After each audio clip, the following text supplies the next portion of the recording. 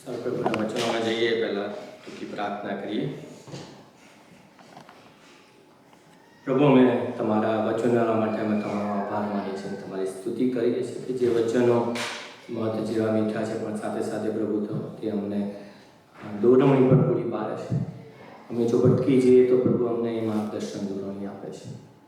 અને પ્રભુ, જ્યારે અમે અત્યારે તમારા વચનોમાંથી જે જોવા જઈ રહ્યા છે ત્યારે પ્રભુ એ વચનો અમને દરેકની સાથે વાત કરે એવી જ વિનંતી અને પ્રાર્થના અમે તમારી પાસે કરીએ છીએ. પ્રભુ, તમે બોલો અને અમે બધા સાંભળીએ એવી વિનંતી અને પ્રાર્થના તમારી પાસે કરું છું. વાહ, હું જબર પાત્રને પણ તમારા હૃદયસ્તંભની હાથમાં આવું છું. વાલા ઈશ્વરના નામમાં આમેન.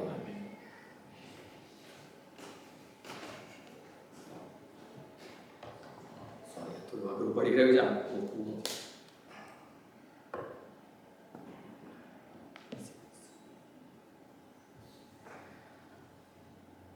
આજનું આપણું જે વચન છે આપણે સમજી ગયા છે બધા ફાસ્ટિંગ. આપણે ફાસ્ટિંગ વિશે આપણે યશાયા 58 અધ્યાયમાં જોયું. એમાં ફાસ્ટિંગનો ઉલ્લેખ કરવામાં આવ્યો છે. આ વર્ષનું આપણું જે થીમ છે એના પ્રમાણે આપણે જે ફેથફુલ ડિસાઇપલ તરીકેની જે પ્રભુના ફેથફુલ ડિસાઇપલ તરીકે શું આપણે કરવું જોઈએ અને શું આપણે ધ્યાનમાં રાખવું જોઈએ એ ઘણી બધી ડિસિપ્લિન્સ છે એના વિશે આપણે જોઈ ગયા. અને જે છેલ્લા 3-4 મહિનામાં આપણે જે જોઈ ગયા એ તો પ્રાર્થના વિશે, મેડિટેશન વિશે અને સ્ટડી વિશે આપણે જોઈ ગયા અને એને ઇનવર્ડ ડિસિપ્લિન્સ તરીકે કન્સિડર કરવામાં આવે છે. અને આજે એનો જે ચોથો ભાગ અથવા તો એના રિલેટેડ એક ટોપિક છે એને આપણે જોવા માગીએ છીએ અને એ તો છે ઉપવાસ, ફાસ્ટિંગ. એના વિશે આપણે થોડું જોવા માગીએ છીએ. 3 બાબતો પ્રભુએ જે મને બતાવી છે હું તમારી આગળ શેર કરવા માગું છું ફાસ્ટિંગને લઈને, આ ડિસિપ્લિનને લઈને. એક તો ઇન્ટેન્શન, બીજું એક્સપેક્ટેશન અને ત્રીજું એક્શન. 3 બાબતો આપણે ટૂંકમાં જોવા માગીએ છીએ. ઇન્ટેન્શન વિશે આપણે જો જોઈએ તો ઇન જનરલ આપણે બાઇબલમાં આપણને જોવા મળે છે ફાસ્ટિંગ માટે ઘણા બધા, ઓલ્ડ ટેસ્ટામેન્ટ લઈ લો કે ન્યૂ ટેસ્ટામેન્ટ લઈ લો, ઘણી બધી જગ્યાએ આપણને ઉપવાસ વિશે આપણને બાઇબલમાં ઘણી બધી બાબતો અથવા ઘણા બધા એક્ઝામ્પલ્સ જોવા મળે છે. જો આપણે ફોર ઇન્સ્ટન્સ આપણે જોઈએ તો પ્રેરિતોના કૃત્યોનો 13મો અધ્યાય, એમાં આપણે જોઈએ છીએ કે બારનાબાસ અને સાઉલ, જે પાછળથી પાઉલ ગણાવે, એ પ્રેયર અને ઉપવાસ બંને કરે છે અને એના દ્વારા તેમને પવિત્ર આત્માના સામર્થ્ય દ્વારા એમને અલગ કરવામાં આવે છે, એમની સેવાઓને માટે અલગ કરવામાં આવે છે. જો પ્રેરિતોના કૃત્યો 14મો અધ્યાયમાં જુઓ તો પાઉલ અને બારનાબાસ જ્યારે અલગ અલગ ચર્ચીસમાં જ્યારે વિઝિટ કરે છે, લિસ્ત્રામાં, ઇકોનિયમમાં અને અંતિયોકમાં, તો ત્યાં તેઓ અલગ અલગ લીડર્સ, ચર્ચના લીડર્સને અપોઇન્ટ કરે છે અને એમના માટે પ્રાર્થના અને ઉપવાસ સહિત એમને એ અપોઇન્ટમેન્ટ કરવામાં આવે છે. નહેમ્યાનો 1લો અધ્યાય જો તમે જુઓ તો એમાં પણ મૌન, ફાસ્ટિંગ અને પ્રેયર વિશે વાત કરવામાં આવી છે કે જેના દ્વારા એ ઈશ્વર પાસેથી પ્રોટેક્શન માંગવાનો પ્રયત્ન કરી શકે છે. કારણ કે બાબિલના બંદીવાસમાંથી તેઓ પાછા ગયા હતા ઇઝરાયેલી પ્રજા, અને એ લોકો ઘણા બધા એન્ઝાયટીમાં હતા, ટ્રબલમાં હતા અને શેમફુલ એ લોકો ફીલ કરતા હતા. કારણ કે ત્યાંની પરિસ્થિતિ જે હતી, ઇઝરાયેલની પરિસ્થિતિ બાબિલના બંદીવાસ પછી, એ બહુ વિપરીત હતી. ત્યાં મંદિર તૂટી ગયું હતું ને બધું ઘણી બધી એવી પરિસ્થિતિ જેના કારણે એ લોકો એન્ઝાયટીમાં હતા અને એટલા માટે એ નહેમ્યા ત્યાં પ્રાર્થનાની પુકાર કરે છે. એસ્તર વિશે આપણે બધા જાણીએ છીએ. એસ્તરના પુસ્તકમાં લખ્યું છે કે લોકોએ પ્રાર્થના અને ઉપવાસ કર્યો.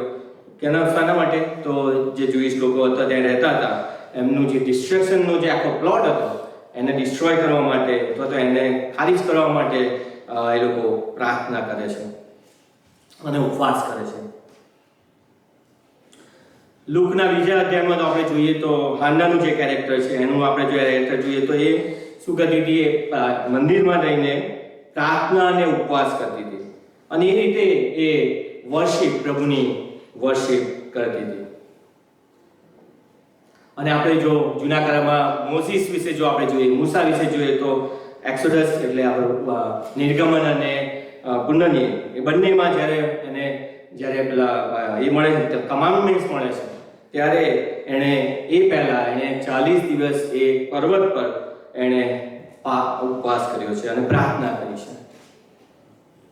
અને લાસ્ટ બટ નોટ લીસ્ટ જો આપણે પ્રભુ ઈસુ ખ્રિસ્ત વિશે પણ જો આપણે જોઈએ તો એમણે પણ અરણ્યમાં જતા પહેલા એમની સેવા ચાલુ કરતા પહેલા અરણ્યમાં એમણે 40 દિવસ અને 40 રાત એમણે ઉપવાસ કર્યા હતા.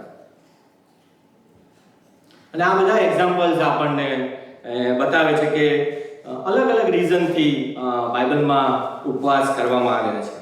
એ પછી રેવલેશન હોય, એ પછી ગાઈડન્સ હોય, પ્રોટેક્શન માટે હોય, વર્શિપ માટે હોય, કે પછી બીજું કોઈ રીઝન હોઈ શકે. અમુક જે હતા એ બહુ પર્સનલ લેવલના હતા, પર્સનલ એના માટેના હતા, પણ બીજા જે હતા એ વાઇડર ગ્રુપ અથવા તો આખી સોસાયટીના માટે બેનિફિશિયલ બને એના માટેના હતા. અને એટલે જ્યારે આપણે આજે ફાસ્ટિંગ માટે અથવા તો ઉપવાસ માટે જ્યારે વિચાર કરીએ અથવા તો એની વાત કરીએ તો એ ઉપવાસ માટેના ઘણા બધા ગમે તે રીઝન હોઈ શકે છે. એ કદાચ આપણે જે અત્યારે જોઈ ગયા એક્ઝામ્પલ એમાંનું પણ કોઈ હોઈ શકે, અથવા તો કમ્પ્લીટલી ન્યૂ આપણા માટે હોઈ શકે. જેમ કે આપણે રિવાઇવલ માટે પ્રાર્થના ચાલુ કરી છે. કદાચ એવું બને કે પ્રભુ આપણને દોરવણી આપે તો અમુક આપણા લોકો અથવા તો અમુક વ્યક્તિઓ કદાચ ફાસ્ટિંગ સાથે પણ રિવિલેશન માટે પ્રાર્થના કરે.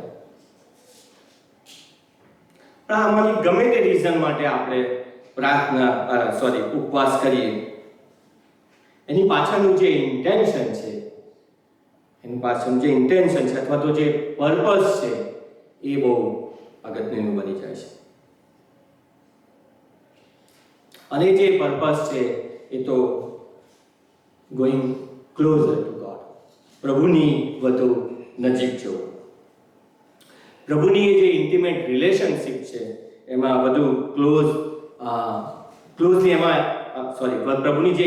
પ્રભુની સાથે ઇન્ટિમેટ રિલેશનશિપમાં આપણે જોડાવું, એ ઇન્ટેન્શન આપણું બહુ જરૂરી છે. પ્રભુના એક સેવક છે ડોનાલ્ડ વિટની, એ એમની બુકમાં લખે છે કે if fasting is not intentional, it can become a miserable, self-centered experience. જો આપણે એના ઇન્ટેન્શન માટે ક્લિયર નથી તો એ બહુ આપણી સેલ્ફ સેન્ટરનેસ ને આધારિત અને બહુ મિઝરેબલ એવો ઉપવાસ બની શકે એમ છે. માનવીય તરીકે આપણે જો જોઈએ તો આપણી ફક્ત 3 જ બેઝિક જરૂરિયાતો છે: હવા, પાણી અને ખોરાક. હવે આપણે હવા અને કદાચ પાણી પણ, મેં એનું બહુ રિસર્ચ કરી નથી, પણ એના માટે તો કદાચ આપણે એટલું આપણે એના પર કંટ્રોલ ના કરી શકીએ, પણ ફૂડમાં અમુક વખત સુધી આપણે કંટ્રોલ કરી શકીએ છીએ. અને એટલે જ્યારે આપણે ઉપવાસમાં જ્યારે આપણે ખાવાનો કંટ્રોલ જ્યારે કરવાનો પ્રયત્ન કરીએ છીએ ત્યારે શું કરીએ છીએ આપણે એક્નોલેજ કરવાનો પ્રયત્ન કરીએ છીએ કે આપણે આપણી બોડી પર કંટ્રોલ કરી શકીએ છીએ. આપણા બોડીની જે રિક્વાયરમેન્ટ્સ છે એના પર આપણે અમુક હદ સુધી કંટ્રોલ કરી શકીએ છીએ. પણ એ સાથે સાથે આપણે એ પણ રિયલાઇઝ કરીએ છીએ, તો એ પણ આપણે અવેરનેસમાં આવીએ છીએ કે આપણે કેવું અદ્ભુત પ્રભુએ આપણી રચના કરી છે અને આપણે કેટલું બધું આપણી બેઝિક નીડ માટે આપણે પ્રભુ પર રિલાય થઈએ છીએ. અને એ જે રિયલાઇઝેશન છે એ આપણને પ્રભુની આગળ હમ્બલ થવા માટેનું એક કારણ આપે છે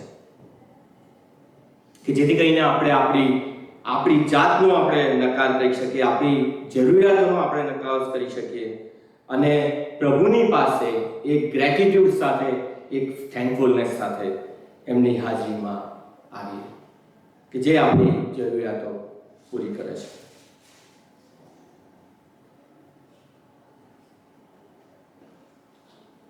એઝરા 8 અને 21 જો તમે વાંચો તો એમાં લખ્યું છે કે એણે લોકો આગળ પ્રોક્લેમ કર્યું અથવા તો એમ જાહેરાત કરી કે ફાસ્ટ કરો કે everyone to humble themselves before God.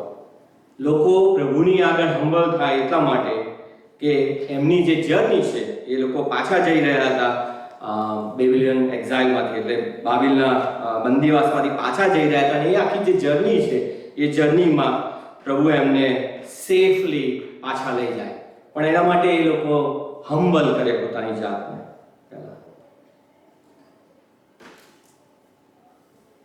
બીજા એક પ્રભુના સેવક આર્થર વોલિસ આ પ્રમાણે લખે છે, fasting is a divine corrective to the pride of the human heart. It is a discipline of the body with a tendency to humble the soul. આપણો જે આત્મા છે એને આપણે વધુ પ્રભુ આગળ હમ્બલ કરીએ એના માટેનો એક રસ્તો છે અને એના માટેનો એક ડિસિપ્લિન છે.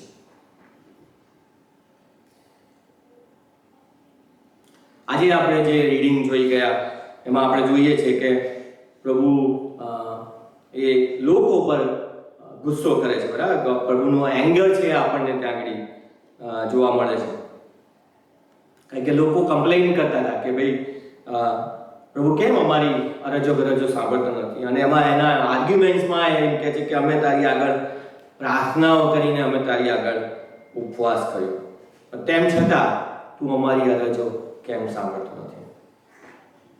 અને એટલે ત્યારે પ્રભુ એમને યાદ કરાવે છે, એમને પોઈન્ટ આઉટ કરે છે કે એમનો જે ફાસ્ટ, એમનો જે ઉપવાસ હતો એ બહુ સેલ્ફ સેન્ટર્ડ હતો અને એક જાતનો ટ્રાન્ઝેક્શનલ હતો.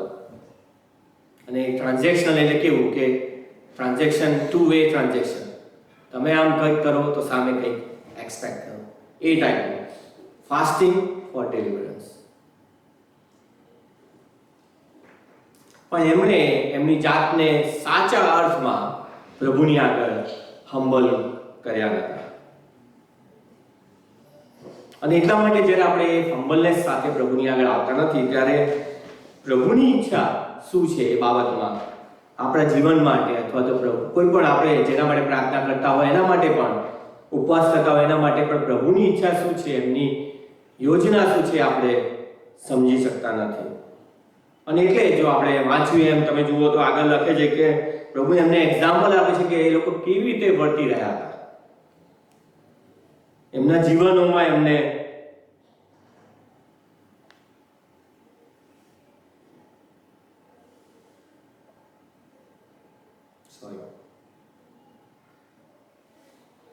એમના જીવનોમાં એમનું જો તમે વાંચો તો એમાં જોવા મળે છે એક્સપ્લોટેશન એમાં આવે છે, એમાં ઝઘડાની બાબતો આવે છે. અને પછી પ્રભુ આગળ શું કહે છે કે આ બધું કર્યું એના કરતાં તો તમે જો બીજાઓ સાથે તમારું ફૂડ વહેંચ્યું હોત અથવા તો બીજાઓને સહારો આપ્યો હોત, એવા કોઈ એન્ગેજમેન્ટ એવી રીતનું તમે જો કર્યું હોત, એવી કોઈ બાબતો કરી હોત તો એ મને વધારે પસંદ પડે. કારણ કે એમના ઉપવાસમાં, એમની પ્રાર્થનાઓમાં કોઈ એવો બેઝ નહોતો, એવું ઇન્ટેન્શન નહોતું કે જે પ્રભુને પસંદ પડે. પ્રભુ પ્રત્યેનો એક જે કહી શકાય કે પ્રેમ એ એમના ઉપવાસમાં જોવા મળતો હતો. અને એટલા માટે પ્રભુ એમના ઉપવાસને એક્સેપ્ટ કરતા નથી.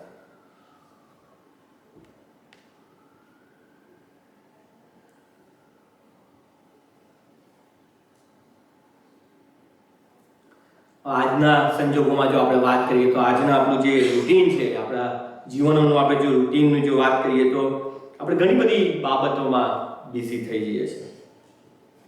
એ પછી ફેમિલી રિસ્પોન્સિબિલિટીઓ હોય, આપણું કામ હોય, આપણું ભણતર હોય કે પછી આપણા પોતાના ઇન્ટરેસ્ટ હોય. આપણી પાસે ઘણા બધા ઓપ્શન્સ આસપાસ મળે છે દરેક બાબત માટે. પછી ફૂડ હોય, આપણું ક્લોથ્સ હોય, આપણું હાઉસવર્ક હોય કે પછી કોઈ લેઝર એક્ટિવિટી હોય, ગમે તે બાબત હોય, આપણને એટલી બધી ચોઇસીસ મળી રહે છે. અને જે ચોઇસીસ મળે છે એના માટે પણ એટલી બધી ફેસિલિટી થઈ ગઈ છે કે આપણે એક બટન ક્લિક કરીએ અને આપણને એ આપણી જે સર્વિસ છે એ આપણને મળી જાય, અથવા તો એ બાબતો આપણે જે કરવા માંગીએ છીએ એ કરી શકીએ છીએ. અને ગમે તે દુનિયામાં ગમે તે જગ્યા હોય તેમ છતાં પણ આપણે એને બહુ ઇઝીલી આપણી પાસે પ્રાપ્ત કરી શકીએ છીએ. અને જ્યારે એવા સંજોગોમાં આપણે જ્યારે અથવા તો એવા સમયમાં આપણે જ્યારે જીવી રહ્યા છીએ ત્યારે એ આપણને એક ટેમ્પટેશન એ આવે છે કે આપણે એવું વિચારીએ કે કશું પણ શક્ય છે મારા માટે, મારું જીવન મારા કંટ્રોલમાં છે, હું ગમે તે કરી શકું છું, હું મારા જીવનને હું ગમે તે દિશામાં મારી રીતે ચલાવી શકું છું, મારી જાત પર અને મારા જીવન પર પૂરેપૂરો કંટ્રોલ છે. ખબર એક એડ આવતી હતી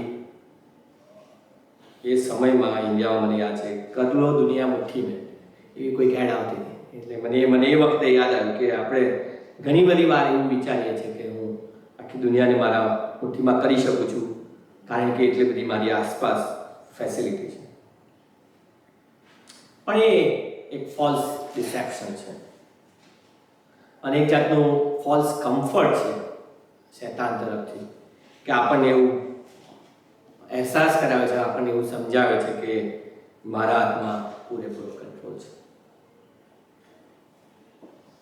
એ આપણને એવું વિચારવા માટે એવું ઈચ્છે છે કે જેથી કરીને આપણે આપણી જાત પર જ વધારે રિલાયન્ટ રહીએ, આપણી જાત પર જ આપણે પૂરો ભરોસો કરીએ અને ધીમે ધીમે પ્રભુથી દૂર જતા રહીએ.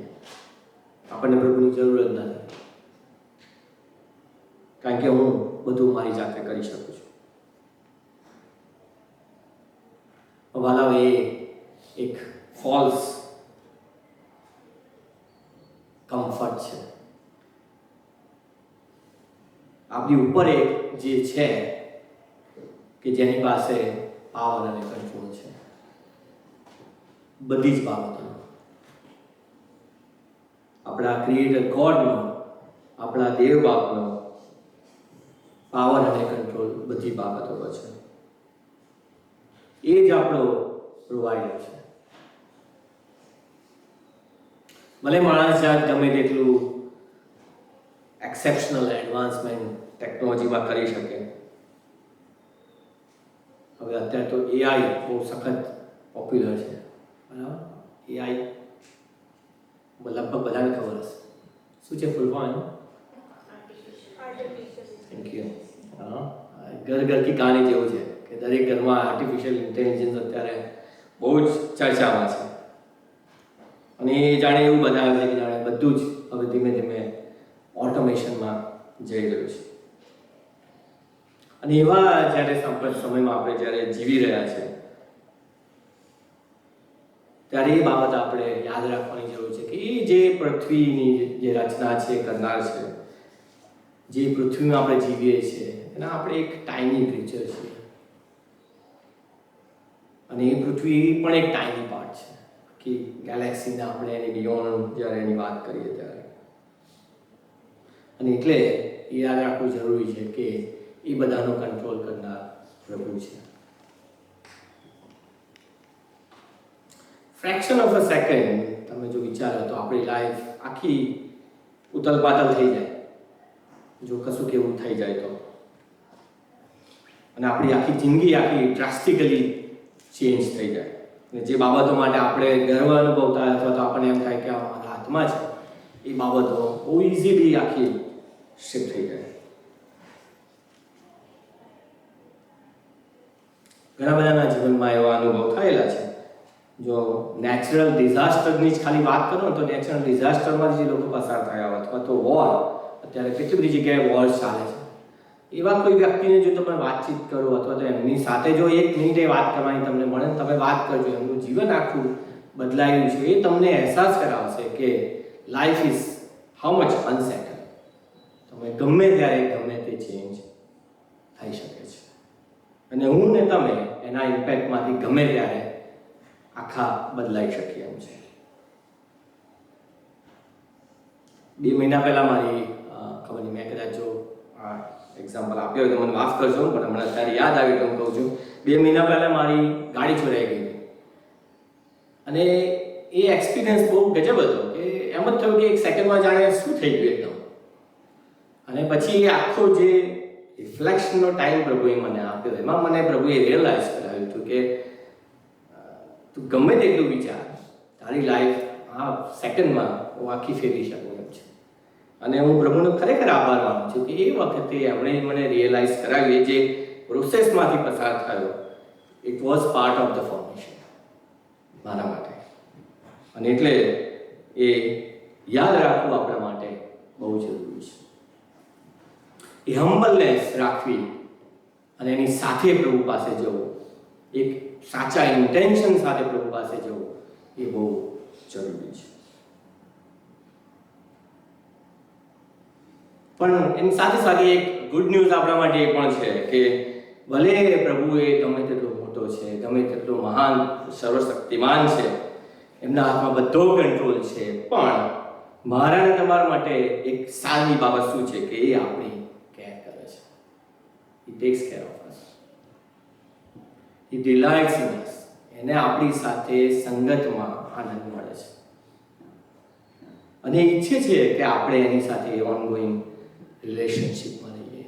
એક ટ્રાન્ઝેક્શનલ રિલેશનમાં નહીં, પણ એક ઓનગોઈંગ રિલેશનમાં રહીએ જે સતત ચાલુ રહે. એક ફક્ત સંજોગોમાં આવે અને પછી જતી રહે, ફરી પાછું કશું આવે ને ચાલુ થાય ને ફરી પાછી જતી રહે, એવું નહીં.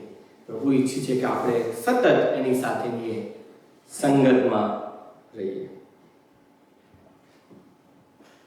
એ ઈચ્છે છે કે આપણે સતત એ સંગત દ્વારા એ આપણા જીવનમાં શું ઈચ્છે છે, એમની આપણા જીવન માટેની શું ઈચ્છા છે, એમની વિલ શું છે, એ આપણે જાણવાનો પ્રયત્ન કરીએ. અને જ્યારે આપણે સંગતમાં રહીએ છીએ ત્યારે ગમે તે સંજોગો હોય, સારા કે ખરાબ, ગમે તે સંજોગોમાંથી આપણે પસાર થઈએ, પણ એ આપણને ગાઈડ કરે છે. અને ત્યારે જ પોસિબલ થાય છે જ્યારે આપણે એ નમ્રતા સાથે, હમ્બલનેસ સાથે પ્રભુની પાસે જઈએ છીએ, એની સામે આપણે ઘૂંટણ નમી પડીએ છીએ એની હાજરીમાં, ત્યારે જે શક્ય બને છે. અને જે ઉપવાસ છે એ આપણને એક ઓપોર્ચ્યુનિટી આપે છે. એ જે રિલેશનશિપ છે પ્રભુ પાસે સાથેની, એ રિલેશનશિપને ડીપન કરવા માટેની એક ઓપોર્ચ્યુનિટી આપણને આ ઉપવાસ આપે છે.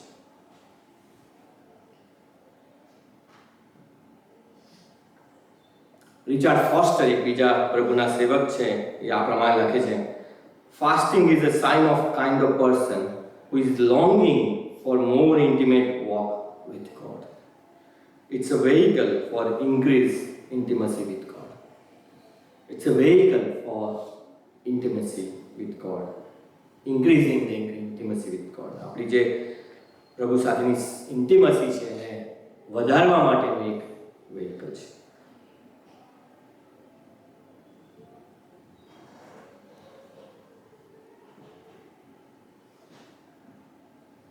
બીજી જે બાબત જે આપણે જોવા માંગીએ છીએ તો એક્સપેક્ટેશન, ઇન્ટેન્શન અને એક્સપેક્ટેશન. જ્યારે આપણામાંથી કોઈ પણ એવું કહી ના શકે કે મારે પ્રભુની જરૂર નથી અથવા મારે તકલીફ પડતી નથી. બરાબર, આપણે બધા અલગ અલગ સંજોગોમાંથી પસાર થતા હોય છે અને ત્યારે આપણે પ્રભુ પાસે જઈએ જ છીએ અને એમાં પ્રભુ કશું ખોટું નથી. પ્રભુ કહે છે જ કે આપણે એમની પાસે જઈએ. પણ જ્યારે આપણે પ્રભુ પાસે હોલ હાર્ટેડલી અથવા તો ખરા હૃદયથી જઈએ છીએ ત્યારે એ પણ બહુ અગત્યનું બની રહે છે કે આપણે એક એક્સપેક્ટેશન સાથે જઈએ કે એ આપણી જરૂરિયાતો પૂરી કરનાર છે. યર્મિયા 29:13 લખે છે, when you seek me with all your heart you will find me. પ્રભુનું વચન કહે છે કે જ્યારે તમે મને તમારા હૃદયથી શોધશો ત્યારે મને પામશો. અને ગીતશાસ્ત્ર 50 અને 15 પણ એવું લખે છે કે when you call upon me in trouble I will deliver you. આપણે જ્યારે પ્રભુને પ્રશ્નોમાં, મુશ્કેલીઓમાં આપણે એમને હાથ મારીએ છીએ ત્યારે આપણને એમાંથી બહાર કાઢે છે.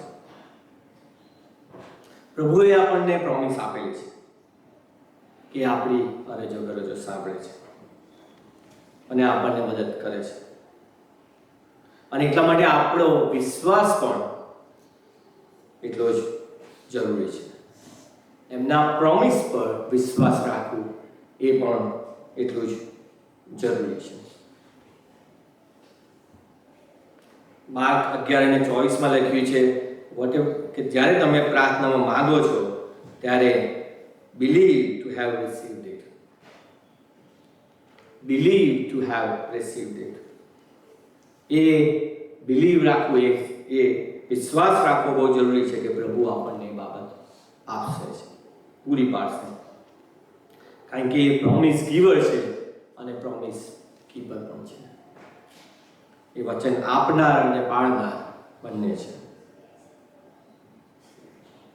અને એટલા માટે જ્યારે આપણે ઉપવાસ કરવાનું જ્યારે વિચાર કરીએ ત્યારે એ એક્સપેક્ટેશન સાથે જવું બહુ જરૂરી છે કે જો જ્યારે હું પ્રભુ પાસે જઈશ ત્યારે પ્રભુ મારી વિનંતીઓ સાંભળશે. બહુ વખત પહેલાં મેં એક એક્ઝામ્પલ સાંભળેલું, હવે સાચું કે ખોટું મને યાદ નથી, કદાચ મણિનગરમાં CNI ચર્ચમાં મેં સાંભળ્યું, એટલે કદાચ ત્યાંથી જો કોઈ આવતું હશે તો એમને ખ્યાલ હશે. પણ એક એક્ઝામ્પલ એવું આપ્યું હતું એમણે, પ્રભુના સેવકે, કે એ જગ્યાએ વરસાદ પડતો નહોતો અને એટલા માટે મંડળી તરીકે નક્કી કરવામાં આવ્યું કે આપણે વરસાદ માટે પ્રાર્થના કરીએ. બરાબર. અને વરસાદ માટે પ્રાર્થના કરવા માટે ભેગા થયા ત્યારે એક નાનું બાળક છત્રી લઈને આવ્યું. કારણ કે એક્સપેક્ટેશન સાથે આવ્યું કે પ્રભુ મારું સાંભળશે.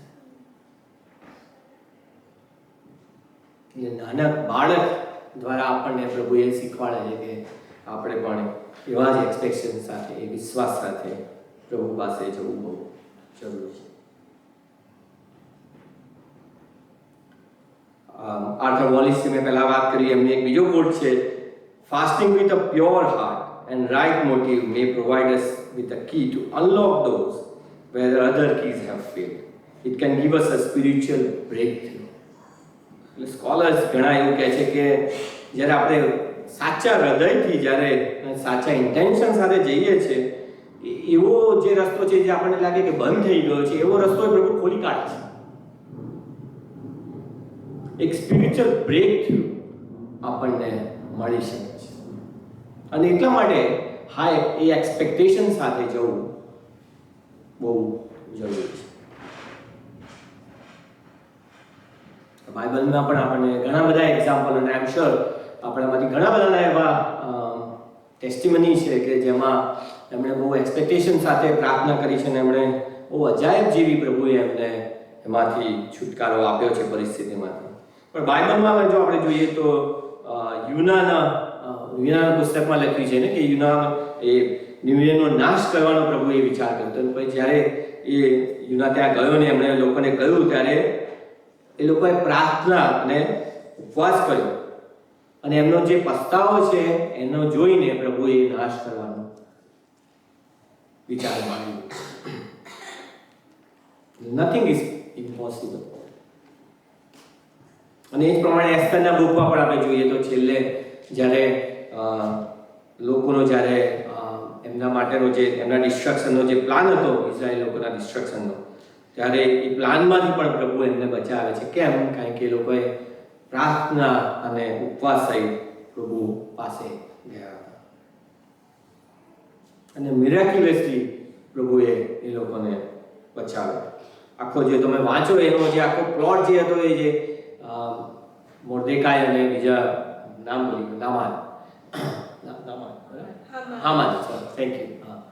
એ આખો જે પ્લોટ હતો તમે વાંચો, બહુ ઇન્ટરેસ્ટિંગ છે. તમને એમ લાગે કે આ સખત બધું આખું ડ્રામાટિક, નાટકીય રીતે આખું બધું ચેન્જ થઈ ગયું. અને એ મિરેક્યુલસ વસ્તુ પ્રભુ માટે કઈ અઘરી બાબત નથી. અને એટલા માટે આપણે એ એક્સપેક્ટેશન રાખવા બહુ જરૂરી છે. અને સાથે સાથે જ્યારે આપણે હોલ હાર્ટેડલી અને ઇન્ટેન્શન સાથે જઈએ છીએ ત્યારે આપણે એ પણ એક્સપેક્ટેશન રાખીએ કે પ્રભુની સાથેની જે સંગત છે, એમની સાથેની જે આપણી જે ઇન્ટિમેટ રિલેશનશિપ છે, એમાં પણ પ્રભુ આપણને આગળ વધારશે, થતો વૃદ્ધિ આપશે. અને એ રીતે આપણે આપણું જે સેલ્ફ કંટ્રોલ છે એને પણ આપણે આત્મા દ્વારા કંટ્રોલ થાય એવું એ દિશામાં લઈ જઈ શકીએ છીએ કે જ્યાં આત્મા આપણને દોરે એ જ પ્રમાણે આપણે કરીએ, નહીં કે આપણી પોતાની ઈચ્છાઓ પ્રમાણે.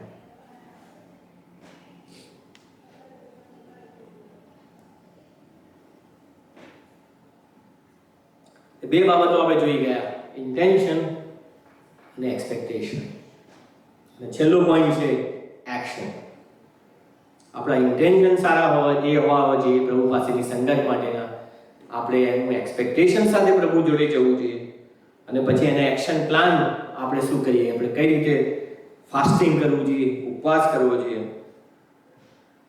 તો બાઇબલમાં આપણે જો જોઈએ તો જૂના અને નવા કરારમાં બંને જગ્યાએ જે હિબ્રુ અને ગ્રીક વર્ડ, જૂના કરારમાં હિબ્રુ વર્ડ ને નવા કરારમાં ગ્રીક વર્ડ જે વાપરવામાં આવે છે એનો જે મિનિંગ થાય છે એ abstain from food or eating, એ જનરલ સેન્સમાં એ લખવામાં આવી છે. એટલે ફૂડની બાબત અથવા તો ના ખાવું એ બાબત ફાસ્ટિંગ માટે કન્સિડર કરવામાં આવી છે.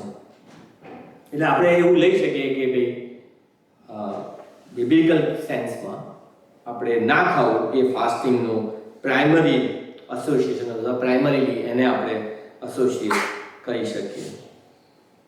હવે અત્યારના સમયમાં એવું પણ થઈ ગયું છે કે ઘણા બધા એને અલગ રીતે કરી રહ્યા છે, જેમ કે એબ્સ્ટેન ફ્રોમ ડિફરન્ટ થિંગ્સ, કે જે તમારી પોતાની જે નબળાઈઓ છે અથવા તો જે તમારું ઓબ્સેશન છે, જે પણ ગણી લો, એને તમે એનાથી તમે દૂર જાઓ. જેમ કે ઘણા એમ કહે છે કે હું મૂવીઝ નહીં જોઉં, ઘણા એમ કહે છે કે હું આખો દિવસ સોશિયલ મીડિયા પર નહીં એ કરું, અથવા તો આલ્કોહોલ નહીં લઉં, અથવા તો હું કામ નહીં કરું. Things are changing.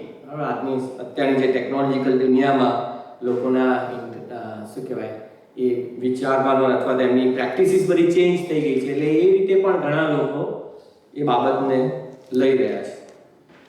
પણ આપણે એમાં બહુ કમેન્ટ કરવા માંગતા નથી. એઝ લોંગ એઝ આપણું ઇન્ટેન્શન અને આપણું એક્સપેક્ટેશન કરેક્ટ છે, ત્યારે પ્રભુ આપણને એમાં ગાઈડ કરી શકે એમ છે કે આપણે કઈ રીતે ફાસ્ટિંગને પ્રેક્ટિસમાં મૂકવું. એક કોમેન્ટેટર એવું કહે છે કે આ જે બાબત મેં જે કહી એના માટે, તો એવું કહે છે કે એને આપણે ફાસ્ટિંગ તરીકે ના ગણી શકીએ. એમનો આર્ગ્યુમેન્ટ એવું છે કે એને એવું કહી શકીએ no to વર્લ્ડલીનેસ or harmful ફ્લેશી things.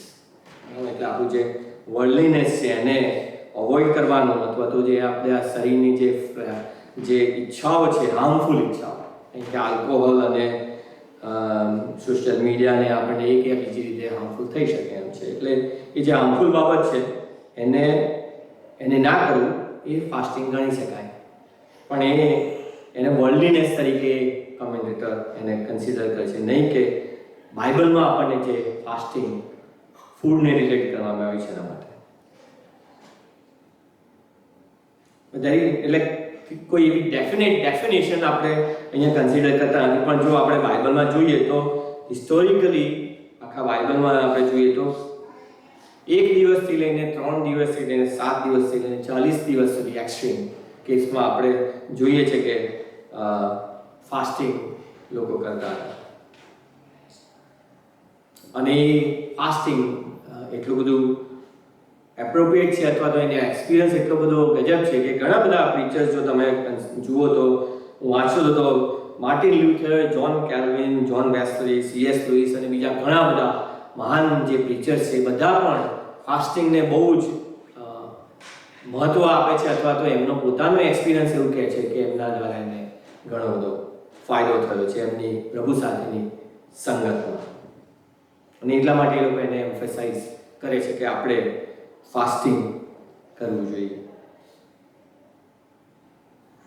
અને ફાસ્ટિંગ જ્યારે આપણે કરીએ છીએ ત્યારે ફાસ્ટિંગ અને પ્રેયર જનરલી ગોઝ ટુગેધર, એકબીજાને કોમ્પ્લિમેન્ટ કરે છે. આપણે જ્યારે બાઇબલમાં પણ જોઈએ તો ફાસ્ટિંગ જ્યાં જ્યાં મેન્શન કરવામાં આવ્યું છે મોટા ભાગના સમયે એને પ્રેયર સાથે સંકળાયેલું જ છે. એટલે ફાસ્ટિંગ અને પ્રેઇંગ બે સાથે જાય છે.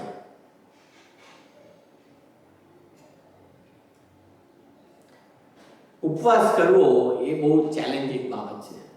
હવે જે લોકો નથી કરતા એમને ખ્યાલ હશે. જો હજી તમે ટ્રાય નથી કર્યો તો જેટલી વાર તમે કરવાનો પ્રયત્ન કરો એટલી વાર તમને એ ચેલેન્જિંગ જ લાગશે. ઘણા બધા એક્સક્યુઝીસ મેં સાંભળ્યા છે, મારા પોતાના પણ એક્સક્યુઝીસ છે કે બહુ હાર્ડ છે, બરાબર, ખાધા વગર એવું બહુ અઘરું પડે છે.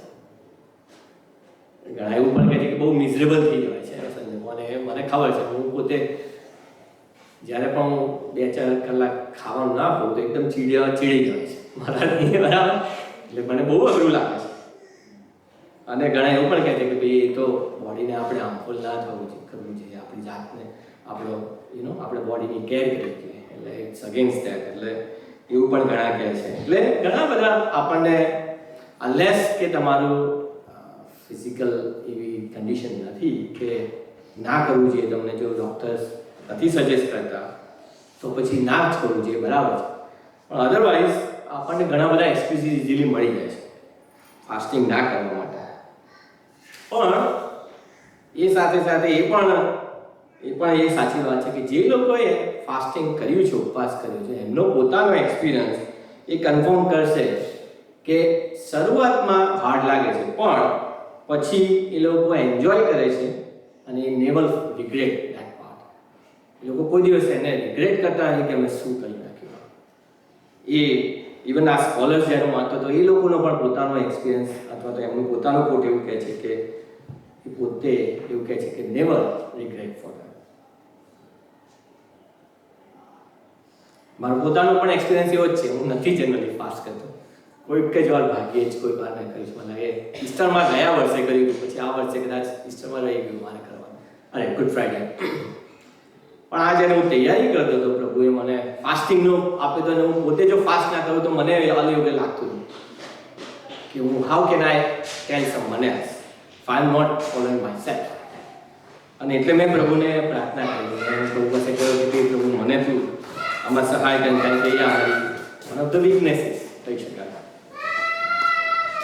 પણ બહુ અજાયબ રીતે હું જ્યારે ગયા રવિવારે મેં નક્કી કર્યું કે ફાસ્ટિંગ કર્યું અને પ્રોપર ઇન્ટેન્શન સાથે એક્સપેક્ટેશન સાથે હું ગયો, ત્યારે બપોરે મને યાદ છે કે હું લખવા બેઠો હતો સર, અને 2 કલાકમાં આખું પ્રભુએ મને લખાવડે,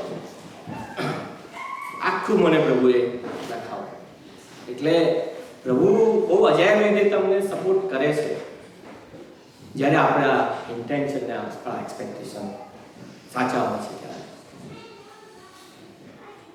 એટલે હું પણ કન્ફર્મ કરું છું કે એ રિગ્રેટ કરવાની બાબત નથી. ને એટલા માટે નહીં કે પછી મને એ પ્રભુએ લખાયું, પણ એ એક્સપિરિયન્સ, પ્રભુની સંગતમાં બેસવાનો, હમ્બલનેસ સાથે બેસવાનો જે એક્સપિરિયન્સ છે એ બહુ અગત્યનો છે. એ આપણું સેલ્ફ રિયલાઇઝેશન કરાવવું, આપણી જાતનું, અને આપણે પ્રભુની પાસે રહેવું, એ બહુ અગત્યની બાબત છે. અને એ એક્સપિરિયન્સ પ્રભુએ મને આપ્યો, એટલા માટે હું પ્રભુનો આભાર માનું છું. એટલે 2-4 બાબતો ખાલી હું કહેવા માંગુ છું જે ફાસ્ટિંગમાં ઘણી બધી વખત બની જાય છે અને આપણે એને અવોઇડ કરવું જોઈએ. જ્યારે આપણે એને ડિસિપ્લિન તરીકે લઈએ છીએ ત્યારે એને કઈ બાબતો આપણે અવોઇડ કરવી જોઈએ. પહેલી જે બાબત છે એ તો એ કે shouldn't become a spiritual pride. એ મારો એક અભિમાન ના બની જવું કે હું ફાસ્ટિંગ કરી શકું છું. Or shouldn't be a demonstrate to others કે હું તમારા કરતાં સ્પિરિચ્યુઅલી હાયર છું. હું ફાસ્ટ કરું છું એટલે હું વધારે સ્પિરિચ્યુઅલી હાયર છું બીજા કરતાં. એ રીતે આપણે મારે પોતાએ લેવું ના જોઈએ. એટલે સ્પિરિચ્યુઅલ પ્રાઇડ મારા અને તમારા જીવનમાં ના બની જવું જોઈએ. માથી 6:16-18 પ્રભુ કહે છે કે not being hypocrite and fasting. આપણે એમના જેવા જે ના હોય, ગુજરાતી મેં લખી નથી એટલે મને યાદ નહીં શબ્દ કયો આપ્યો છે એમાં, પણ આપણે એવા ના બનીએ કે શાસ્ત્રીય ફરશીઓ જેવા કે જે જેમ આપણે આમાં પણ વાંચ્યું એમ કે એમના અંદરના જે હૃદયની બાબતો હતી એ આખી અલગ હતી ને બહાર જે દેખાવ હતો એ અલગ હતો. બીજી બાબત જે ધ્યાન રાખવા જેવી છે કે એક રૂટીન ના બની જવું જોઈએ, કોઈ મિનિંગ વગર. એક કરવા ખાતર કરી નાખ્યું, બધા કરે એટલે હું કરી નાખું, બરાબર? એક રૂટીન જેવું કરવું પડે છે એ કરી નાખે.